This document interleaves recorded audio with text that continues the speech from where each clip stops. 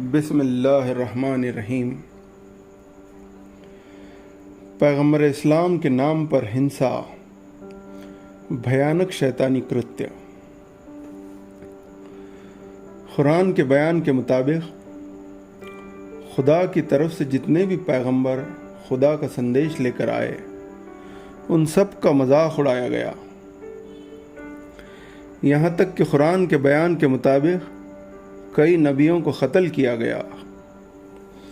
ये मानवीय इतिहास में होता रहा है। हज़रत मोहम्मद सल्लल्लाहु अलैहि वसल्लम क़यामत तक के इंसानों के लिए पैगंबर हैं। इसलिए पैगंबर इस्लाम को अपमानित करने की या आपका मजाक उड़ाने की घटना भी क़यामत तक होती रहेगी। इस दुनिया में खुदा ने इंसान को परीक्षा हेतु आज़ादी दे रखी है। जो कोई अपनी आज़ादी का दुरुपयोग करेगा, जो पैगंबर के व्यक्तित्व की सही तस्वीर को नहीं जानेगा या नहीं समझेगा या नहीं समझना चाहेगा, ऐसे लोगों में से कुछ लोग अवश्य ये कार्य करते रहेंगे कि वो पैगंबर इस्लाम का मजाक उड़ाएंगे या आपको अपमानित करेंगे। इसमें अचरजकारी कुछ भी नहीं। ऐसा समस्त इतिहास में होता रहा है। पैगंबर को अपमानित करने की किसी भी घटना पर उस व्यक्ति की क्या प्रतिक्रिया होनी चाहिए जो पैगंबर इस्लाम की शख्सियत की सही तस्वीर को जानता हो और उसको मानता हो। तो ऐसा व्यक्ति प्रतिक्रिया स्वरूप सिर्फ ये कर सकता है कि वो पैगंबर के व्यक्तित्व की सही तस्वीर से लोगों को परिचित कराए। इसके अलावा कोई भी दूसरी प्रतिक्रिया, चाहे वो शाब्दिक हिंसा की सूरत में हो या खून खराबे की सूरत में हो, इस्लाम में हराम है और सिर्फ हराम है। भयानक से भयानक अपमान होने पर भी उसकी प्रतिक्रिया में न पैगंबर ने और न उनके सच्चे साथियों ने अपमान करने वालों के साथ न कभी शाब्दिक हिंसा का मामला किया, न शारीरिक हिंसा का मामला। कोई अज्ञानी या विद्रोही या इनकारी व्यक्ति पैगंबर इस्लाम सल्लल्लाहु अलैहि वसल्लम को एक बार नहीं, यदि हज़ारों और लाखों बार भी अपमानित करे, तब भी आप यदि वास्तव में पैगंबर इस्लाम को जानने और मानने वाले हैं तो आप प्रतिक्रिया स्वरूप उस अपमान करने वाले व्यक्ति के साथ किसी भी प्रकार की हिंसा नहीं कर सकते। अगर आप पैगंबर इस्लाम का नाम लेकर किसी भी प्रकार की हिंसा करते हैं तो आपसे बड़ा पैगंबर इस्लाम का दुश्मन दूसरा कोई नहीं, यहाँ तक कि वो व्यक्ति भी नहीं जिसकी प्रतिक्रिया में आप हिंसा कर रहे हैं। पैगंबर इस्लाम के सबसे बड़े दुश्मन वास्तव में केवल और केवल वे लोग हैं जो पैगंबर इस्लाम को मानने का दावा करते हुए उनके नाम पर हिंसा करते हैं। पैगंबर इस्लाम का शाब्दिक अपमान तो छोटी चीज़ है, आपको पत्थरों से मार कर लहूलुहान किया गया, तब भी स्वयं पैगंबर इस्लाम की यही प्रतिक्रिया थी, खुदाया इन लोगों को माफ़ कर, ये नहीं जानते ये क्या कर रहे हैं।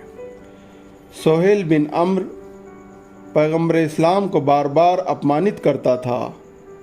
इस पर हज़रत उमर ने उसके सामने के दांत तोड़ने की पैगंबर इस्लाम से इजाज़त चाही, तो इस पर पैगंबर इस्लाम सल्लल्लाहु अलैहि वसल्लम की प्रतिक्रिया ये थी, ऐ उमर, अगर मैं तुमको ऐसी इजाज़त दूं तो कल क़यामत के दिन अल्लाह मेरा चेहरा बिगाड़ देगा।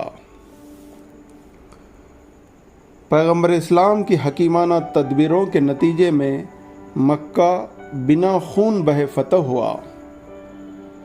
उस वक्त आपके एक साथी ने कहा कि आज बदले का दिन है, यानी उन लोगों से बदले लेने का दिन जिन्होंने हमें अपमानित किया था, जिन्होंने हमें बेघर बेवतन किया था, जिन्होंने हमारी आस्था को कारण बनाकर हमें तरह तरह से प्रताड़ित किया था, उनसे बदला लेने का दिन। लेकिन पैगंबर इस्लाम ने अपने साथी के वक्तव्य पर तुरंत ये प्रतिक्रिया दी कि नहीं, आज तो माफ़ी का दिन है। पैगंबर इस्लाम ने यह वक्तव्य उस वक्त दिया जब यदि आप चाहते तो अपने उन दुश्मनों को मिटा दे सकते थे जिन्होंने आपको और आपके साथियों को बार बार अपमानित किया और तरह तरह से प्रताड़ित किया। कमज़ोर के द्वारा भी बुरे इंसान को माफ़ कर देना अच्छा कृत्य है, लेकिन यदि आप बुरे इंसान को मिटा देने की ताकत रखते हुए भी माफ़ कर देते हैं तो ये कृत्य महान सत्कृत्य होगा। ऐसे महान सत्कर्मी थे हज़रत मोहम्मद साहब। पैगंबर इस्लाम ने फरमाया, खुदा ने मुझे 9 बातों का हुक्म दिया है। जो मुझसे कटे मैं उससे जुड़ूं, जो मुझे वंचित कर दे मैं उसको दूं, जो मुझ पर जुल्म करे मैं उसको माफ़ कर दूं, खुले और छुपे हर हाल में खुदा से डरता रहूं, गुस्से में या खुशी की अवस्था में हमेशा इंसाफ की बात कहूं, निर्धनता एवं संपन्नता दोनों अवस्थाओं में उचित व्यवहार पर कायम रहूं,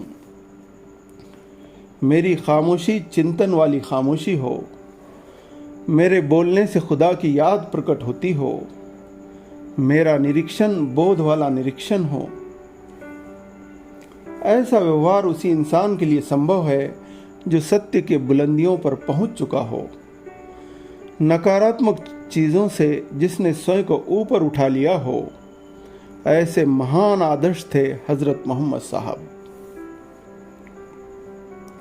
ऐसे आदर्श इंसान के नाम पर हिंसा करना भयानक शैतानी कृत्य के सिवा और क्या हो सकता है, सोचिए।